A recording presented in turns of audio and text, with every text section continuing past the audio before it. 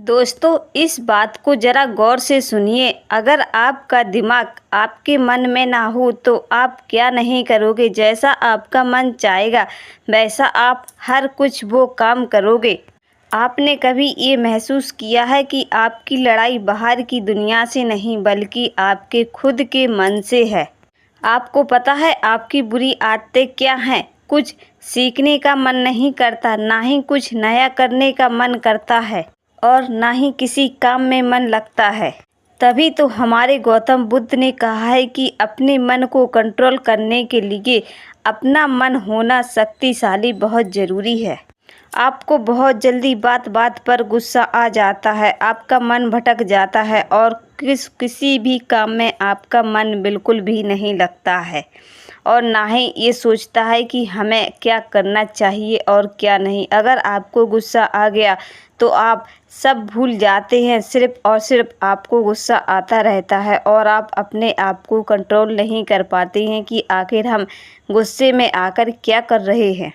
फिर आखिर में जब तुम्हें पछतावा होता है तो कहते हैं कि हमसे बहुत बड़ी गलती हो गई है। फिर आखिर में आपको पछतावा होता है। हम आपके लिए ये वीडियो लेकर आए हैं। हम उसी तरह इस वीडियो में उतरेंगे जहां से आपका मन शुरू होता है। बात सोचने और समझने की नहीं है, बल्कि अपने मन को जागने की नहीं है, बल्कि अपने मन को कंट्रोल करने की भी है। जिसने अपने मन को साध लिया, अगर तुमने अपना मन साध लिया तो सोचो सबका दिल जीत लिया है। यही तो हमारे गौतम बुद्ध ने कहा है। अगर तुमने अपने मन को कंट्रोल में कर लिया है तो समझो तुमने सबका मन जीत लिया है। आप जैसा सोचोगे आपका मन वैसा ही करेगा। इसलिए तो कहते हैं हमें अपने मन पर कंट्रोल करना चाहिए। अगर हम जैसा चाहें वैसा हम अपने मन को उसी साइड में ले जा सकते हैं। तभी तो हमारे गौतम बुद्ध ने कहा है। सोचो, अगर तुम्हारा मन ये बात बार बार कहेगा कि मेरे मन से नहीं होगा, मुझसे नहीं होगा, तो तुम्हारे मन में हर वक्त यही बात और डर बैठ जाएगा कि ये बात मुझसे नहीं होगा।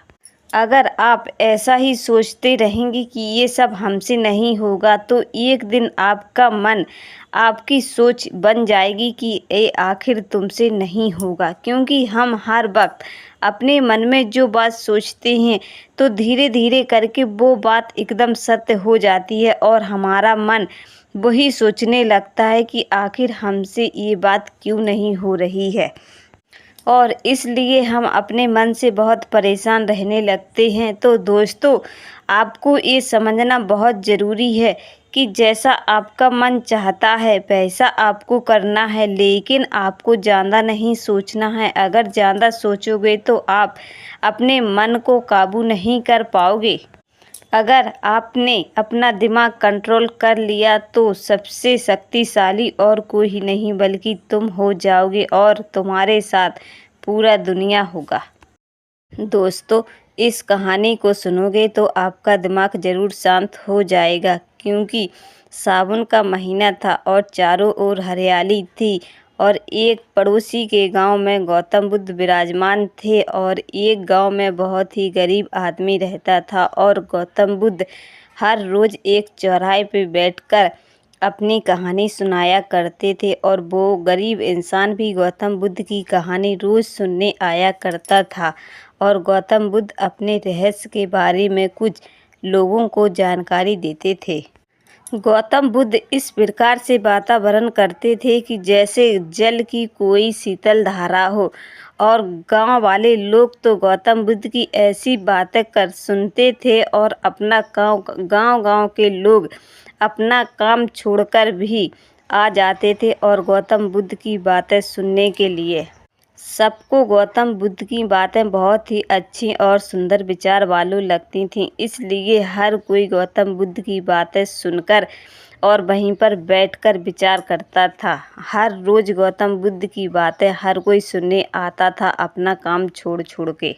एक और ज़रूरी बात, जो गौतम बुद्ध अपने शिष्य को शिक्षा देते थे, कहानी सुनाते थे, उनके शिष्य हर वक्त गौतम बुद्ध के आसपास रहते थे और जैसा गौतम बुद्ध कहते थे उनके शिष्य और गांव वाले उनकी बातों पर विचार करके शांत रहने की कोशिश करते थे और अपना ध्यान लगाने की कोशिश करते थे। गौतम बुद्ध की बातें शिष्यों को और गांव वालों को बहुत ही शीलता से समझ में आ रही थी, इसलिए वे लोग गौतम बुद्ध की बातें बहुत ही ध्यान लगाकर और मन लगाकर सुनते थे।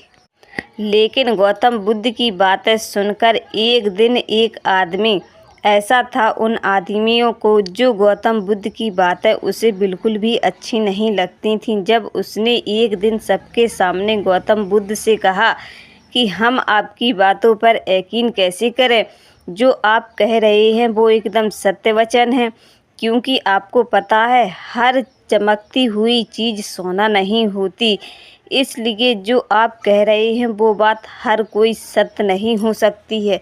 उस आदमी की बात सुनकर गौतम बुद्ध मुस्कुराए और गांव वालों ने उपचार उठाया, यानी विचार किया कि तुम गौतम बुद्ध की बातों पर ऐसे उल्लंघन कैसे कर सकते हो। लेकिन उस आदमी ने कहा कि मुझे इसकी बातें बिल्कुल भी स्वीकार नहीं है। लेकिन फिर गौतम बुद्ध ने उस आदमी को विचार से समझाया कि क्यों, आखिर जब मैंने कोई वही बात आपको बताई तो आपको उस बात से क्या परेशानी हुई और आपको हमारी बात से उल्लंघन क्यों है और आपको हमारी बातों से परेशानी क्यों है। जब गांव वालों को हमारी बात अच्छी लग रही है तो फिर आपको ऐसा क्यों लग रहा है कि मैं झूठ बोल रहा हूँ या मैं कोई छल कर रहा हूँ, ऐसा क्यों लग रहा है आपको। तो उस आदमी ने गौतम बुद्ध को क्या जवाब दिया, आइए देखते हैं इस वीडियो में। फिर उस व्यक्ति ने पूरे गांव वालों के सामने और गौतम बुद्ध के सामने कहा, मैं आपसे नफ़रत करता हूँ, इसलिए मुझे आपकी कोई भी बात अच्छी नहीं लगती। क्योंकि वो आदमी गौतम बुद्ध से बहुत ही ईर्ष्या और नफ़रत करता था, इसलिए गौतम बुद्ध की बातें उस आदमी को बिल्कुल भी अच्छी नहीं लगती थीं। इसलिए तो उसने गौतम बुद्ध को पूरे गांव वालों के सामने विचार किया और झूठ ठहराया, ताकि गौतम बुद्ध किसी को अपना संदेह ना दे सकें, क्योंकि वो आदमी हर वक्त गौतम बुद्ध से जलता रहता था मन ही मन में। फिर उस आदमी ने गौतम बुद्ध से कहा, तुम्हें पता है तुम सबको अपनी मीठी बातों में फंसा रहे हो, लेकिन मैं तुम्हारी इन मीठी बातों में नहीं आऊँगा, ना ही मैं तुम्हारी कोई भी बात पर यकीन करूँगा। हम जानते हैं तुम जो कुछ भी कहोगे सब झूठ है तुम्हारी बातें, लेकिन हम इस बात पर यकीन नहीं करेंगे। फिर गौतम बुद्ध ने बड़ी शीलता और समझदारी से उसकी बात का जवाब दिया, हम जानते हैं कि तुम गौतम बुद्ध से नफ़रत करती हो, क्योंकि तुम पंडित हो और पंडित कभी भी ये नहीं चाहेगा कि उसकी जाति से कोई भी लगाव या वो प्रेम भाव रखे, इसलिए तुम गौतम बुद्ध की कहानी से और उनकी जाति से बहुत ही ज़्यादा नफ़रत करते हो और उन्हीं के द्वारा तुम इन व्यक्ति को भड़काना चाहते हो, क्योंकि हर कोई गौतम बुद्ध की कहानी सुनना चाहता है। लेकिन तुम्हें ऐसा लगता है कि अगर जो गौतम बुद्ध की कहानी सुनेगा तो हमारा निश्चिलता यानी हमारा प्रभाव कम हो जाएगा, हमें कोई भी नहीं पूछेगा। इसी कारण से तुम हमारा विरोध कर रहे हो और कह रहे हो कि हमें तुम्हारी ये कहानी और विचार बिल्कुल भी अच्छे नहीं लग रहे हैं, क्योंकि तुम झूठ कह रहे हो, तुम बातें बना रहे हो। हम कैसे यकीन कर ले कि जो तुम सत्य कह रहे हो वो एकदम सत्य वचन है। फिर गौतम बुद्ध मुस्कुराकर कहते हैं, अगर तुम्हें ऐसा लगता है कि हम कोई भी बात कह रही हैं वो झूठ है या सत्य नहीं है, हम घुमा फिराकर लोगों को प्रभावित यानी गुमराह कर रहे हैं, तो तुम सत्य बताओ क्या है। गौतम बुद्ध की बात सुनकर वो आदमी घबरा जाता है और चुप रह जाता है। फिर गौतम बुद्ध कहते हैं, हम बताते हैं आखिर सत्य क्या है। जो हमने एक एक शब्द कहा है वो एकदम सत्य है। अगर शांत रहना सीखोगे तो हर कोई तुम्हें गुण गाएगा, लेकिन तुम क्या करते हो, सिर्फ लोगों को प्रभावित करते हो और उनके दिलों में नफ़रत पैदा करते हो। लेकिन प्रेम भाव तो तुम्हारे अंदर ही नहीं है। अगर तुम्हारे अंदर प्रेम भाव होता तो तुम दूसरों को भी प्रेम से रहना सिखाते। ना कि उन्हें लड़ना। तुमने हमारी बात का विरोध किया, लेकिन कभी तुमने ये सोचा कि तुमने हमारी बात का विरोध किया तो लोगों पर क्या असर होगा? लेकिन तुमने ऐसा कुछ नहीं किया। तुम सिर्फ और सिर्फ गौतम बुद्ध की जाति से नफरत करते हो, इसलिए तुमने हमारी बात का विरोध किया है। लेकिन आइंदा ऐसा मत करना, क्योंकि लोगों के दिल में नफ़रत बहुत जल्दी भर जाती है और प्यार बहुत धीरे से प्रभावित होता है। इसलिए अगर कुछ किसी को देना चाहते हो तो सिर्फ़ और सिर्फ प्रेम भाव दो, ना कि नफ़रत।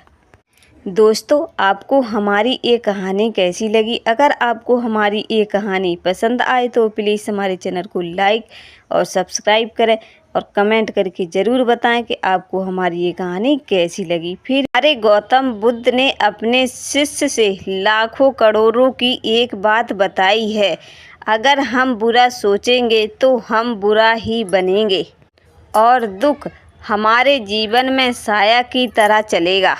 हमारे गौतम बुद्ध ने अपने शिष्यों को एक उदाहरण दिया है, जैसे हमारे बैल हैं, जिस दिशा में हमारे बैल पैर रखेंगे उसी दिशा की ओर हमारी बैलगाड़ी चली जाएगी। यही तो जैसे हम अपना विचार रखेंगे, जैसे ही हमारे शुद्ध विचार होंगे तो हमारा जीवन भी शुद्ध और अच्छा व्यवहार जीवन बन जाएगा। यानी हमारा दुखों का जो जीवन था वो हमारा सुख में जीवन व्यतीत हो जाएगा और सुख हमारे जीवन में एक पेड़ की तरह रहेगा, जो हमारे जीवन में हमेशा छाया बनकर हमारे साथ रहेगा। दोस्तों, आपको ये छोटी सी कहानी कैसी लगी? अगर आपको हमारी ये कहानी गौतम बुद्ध के द्वारा बताई गई हुई आपको पसंद आई तो प्लीज़ हमारे चैनल को लाइक और सब्सक्राइब कर लें और कमेंट करके ज़रूर बता दें कि आपको हमारी ये कहानी कैसी लगी। फिर मिलते हैं नेक्स्ट वीडियो में, तब तक के लिए धन्यवाद।